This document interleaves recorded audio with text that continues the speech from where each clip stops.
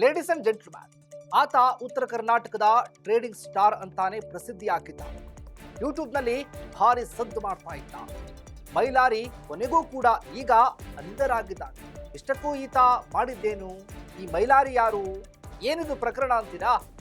S ವೀಕ್ಷಕರೇ, ನೆಲ ಜಲ ಭಾಷೆಗಾಗಿ ಪ್ರಾಮಾಣಿಕ ಪತ್ರಿಕೋದ್ಯಮ. ನೀವು ನೋಡ್ತಾ ಇದ್ದೀರಾ ಫೋಕಸ್ ಟಿವಿ. ನಾನು ಶಿವು ದಾನರಾಪುರ.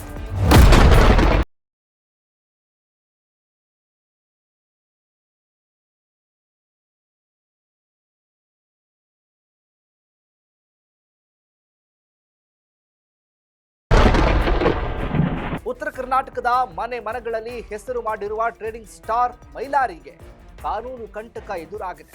ಜನಪದ ಗೀತೆಗಳ ಮೂಲಕ ಹೆಸರು ಮಾಡಿರುವ ಮೈಲಾರಿ ವಿರುದ್ಧ ಪೋಕ್ಸೋ ಕೇಸ್ ದಾಖಲಾಗಿದೆ.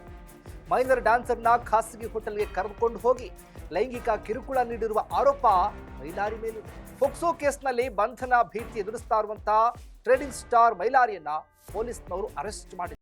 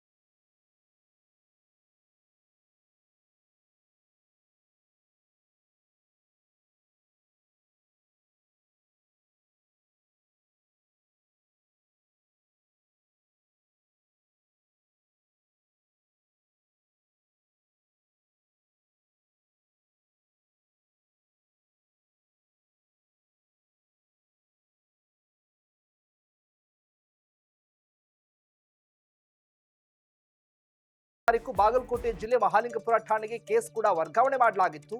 ಹೀಗಾಗಿ ಮಹಾಲಿಂಗಪುರ ಪೊಲೀಸ್ನವರು ಮೈಲಾರಿಯನ್ನ ಅರೆಸ್ಟ್ ಮಾಡಿದ್ದಾರೆ.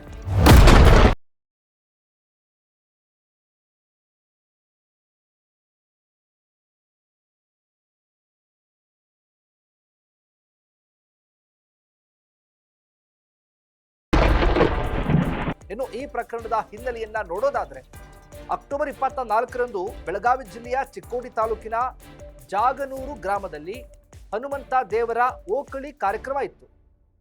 ಅವತ್ತು ಆ ಊರಲ್ಲಿ ಆರ್ಕೆಸ್ಟ್ರಾ ಆಯೋಜನೆ ಮಾಡಲಾಗಿತ್ತು. ಅಲ್ಲಿ ಹಾಡೋದಕ್ಕೆ ಮೈಲಾರಿ ಬಂದಿದ್ದ. ಅದೇ ಆರ್ಕೆಸ್ಟ್ರಾದಲ್ಲಿ ಡ್ಯಾನ್ಸ್ ಮಾಡೋದಕ್ಕೆ ಅಪ್ರಾಪ್ತೆ ಹುಡುಗಿ ಕೂಡ ಬಂದಿದ್ಲು.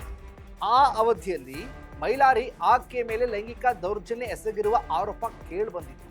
ನಿರೀಕ್ಷೆಯಂತೆ ಮಹಾಲಿಂಗಪುರ ಪೊಲೀಸ್ನವರು ಆರೋಪಿ ಮೈಲಾರಿಯನ್ನ ಪ್ರಕರಣ ದಾಖಲಿಸಿದ ಒಂದು ದಿನದಲ್ಲೇ ಮೈಲಾರಿಯನ್ನ ಬಂಧಿಸಿದ್ದಾರೆ. ಬಾಗಲಕೋಟೆ ಬಸ್ ಸ್ಟ್ಯಾಂಡ್ನಾಗ ನಿಂತಾಳ ಕಡಿಬಿಡಿಕಿ ಎಂಬ ಮೈಲಾರಿಯ ಹಾಡು ಉತ್ತರ ಕರ್ನಾಟಕದಲ್ಲಿ ಮನೆ ಮಾತಾಗಿತ್ತು. ಈ ಬೆನ್ನಲ್ಲೇ ಆತನಿಗೆ ಸಂಕಷ್ಟ ಎದುರಾಗಿದೆ. ಇದು ಆತನ ಅಭಿಮಾನಿಗಳಲ್ಲಿ ಆತಂಕವನ್ನ ಹೆಚ್ಚು ಮಾಡಿದೆ.